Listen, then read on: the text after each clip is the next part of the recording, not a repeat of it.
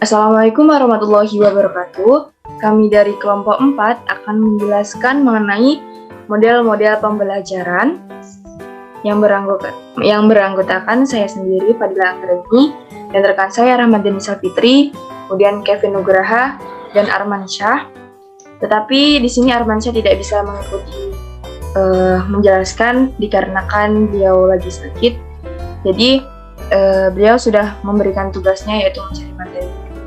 Langsung saja, kami akan menjelaskan beberapa poin-poin mengenai model-model pembelajaran.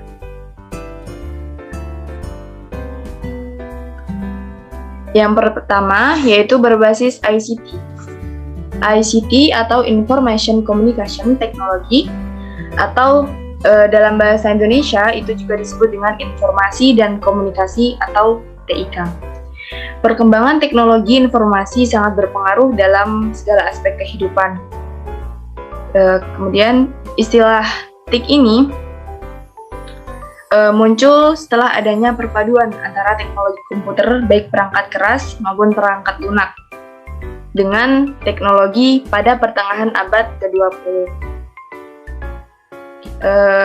Akibat pemanfaatan ICT, hal ini berdampak pada terciptanya macam-macam pembelajaran berbasis ICT. Apa saja? Adapun macam-macamnya, yang pertama yaitu teknologi komputer. Media pembelajaran ini sering disebut sebagai Computer Assisted Instructional atau CAI. Dan bagian ini akan dijelaskan oleh rekan saya nanti. Kemudian yang kedua ada teknologi multimedia.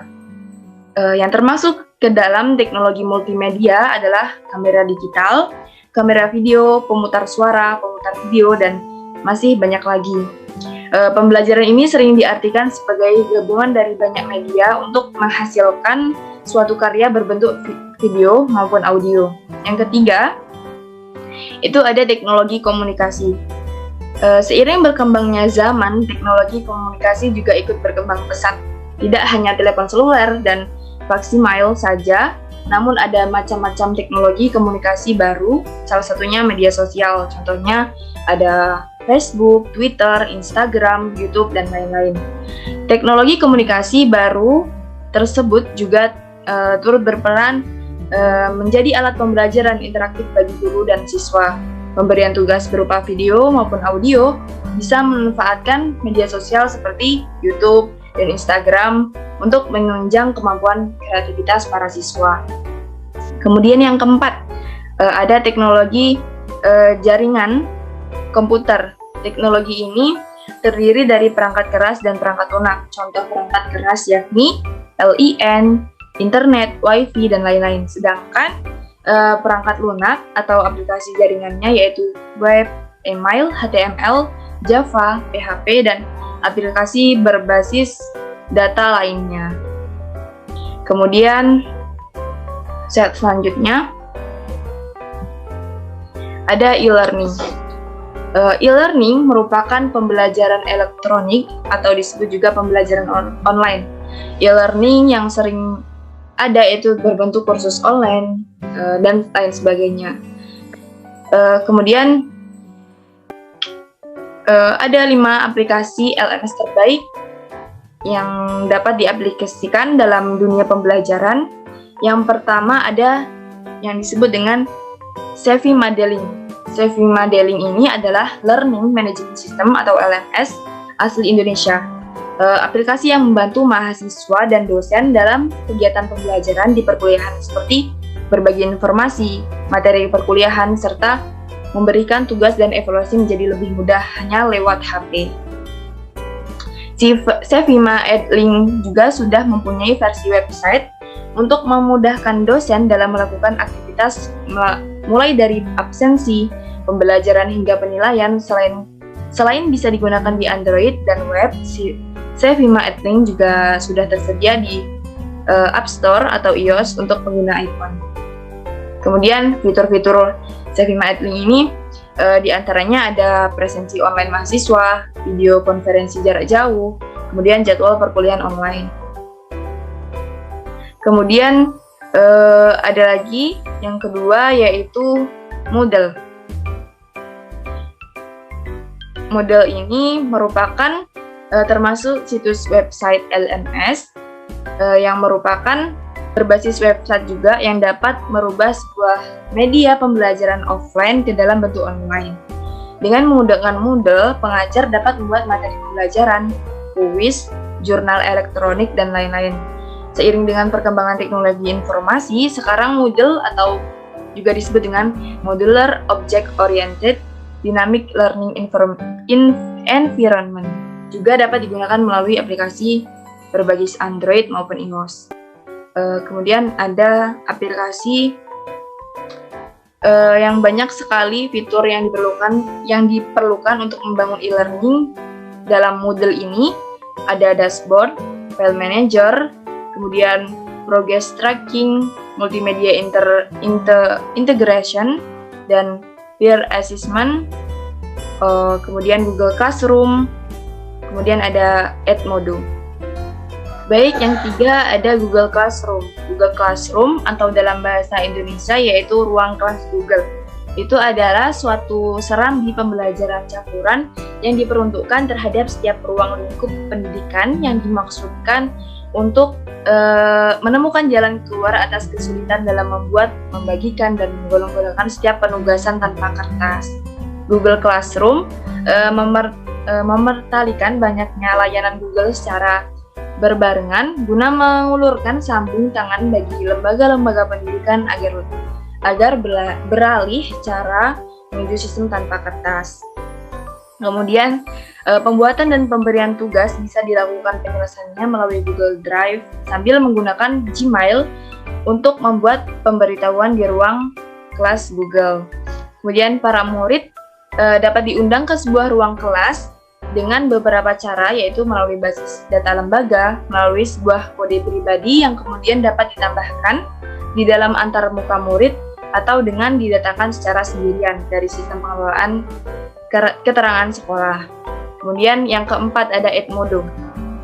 Edmodo adalah platform microblogging pribadi yang dikembangkan untuk guru dan siswa dengan mengutamakan privasi dan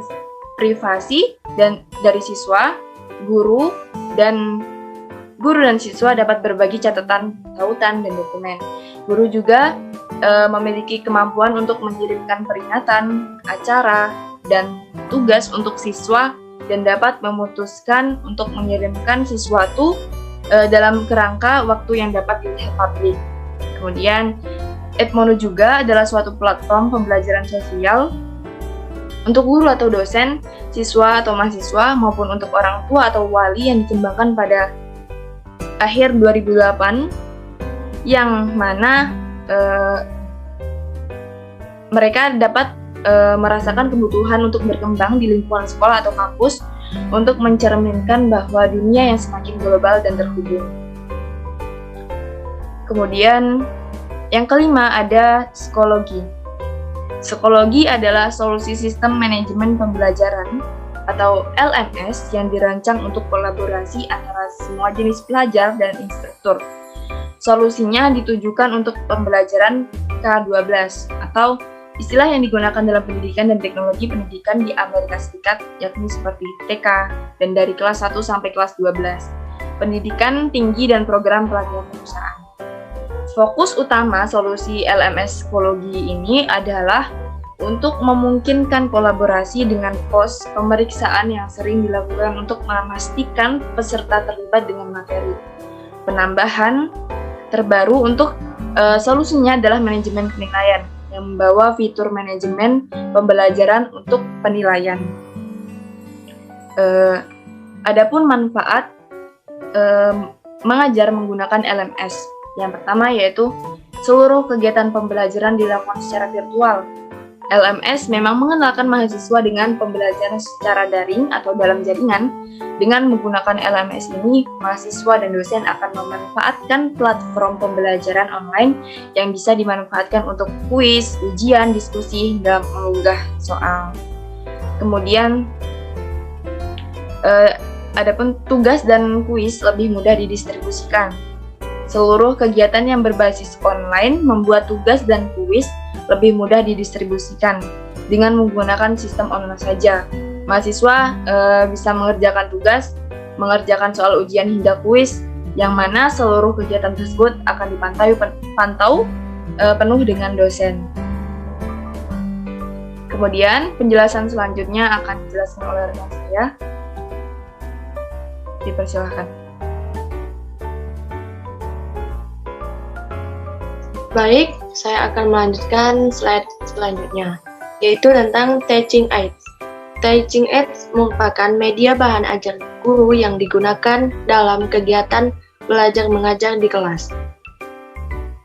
Teaching aids diharapkan mampu mempermudah kinerja guru dalam menyampaikan materi kepada siswa. Kegunaan teaching aids dalam proses pembelajaran sebagai berikut.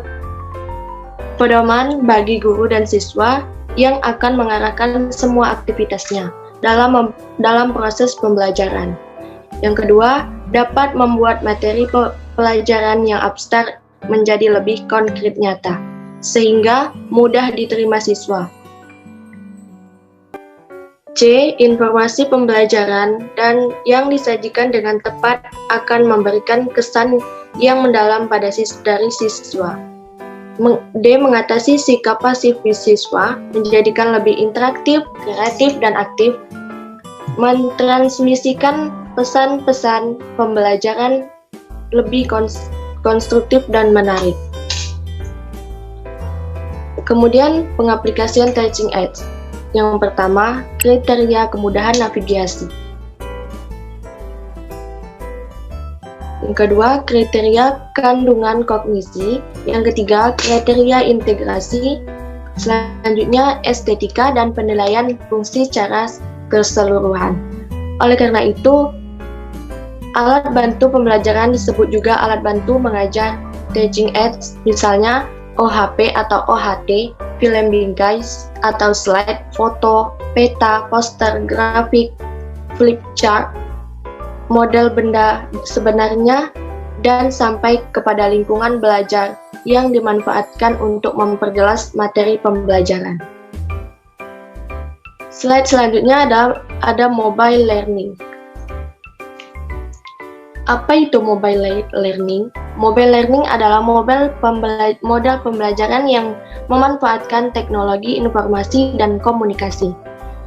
Adapun konsep pembelajaran mobile learning adalah sebagai memberikan fasilitas, artinya layanan informasi secara umum kepada pembelajar dan konten yang terkait edukasional seperti ketersediaan materi ajar yang dapat diakses di mana saja.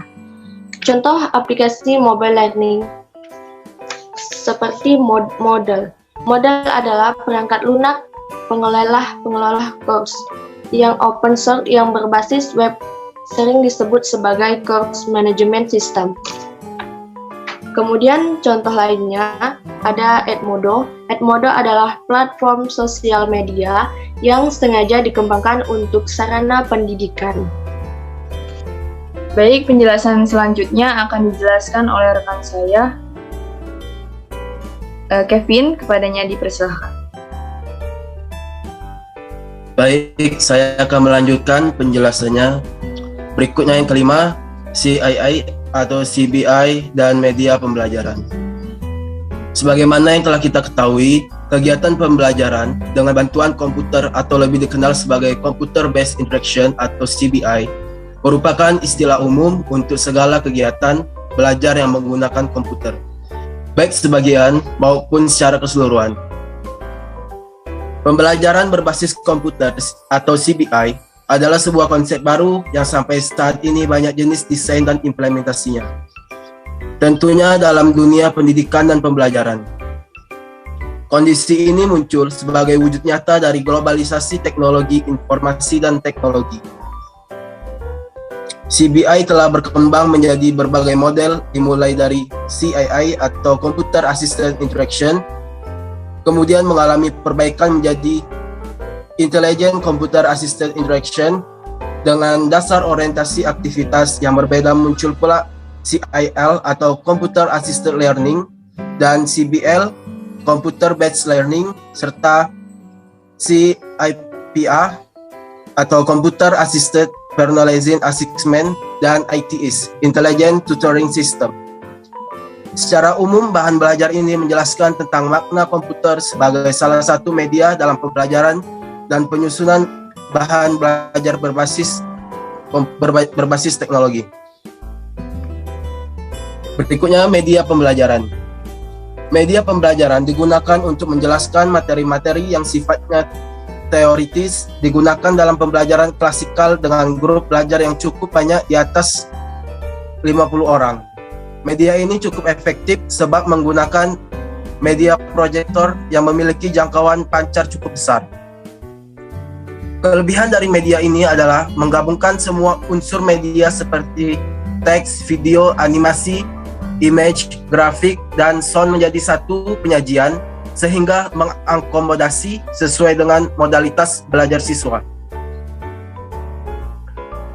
Program ini dapat mengakomodasi siswa yang memiliki tipe visual, auditif, maupun kinestetik.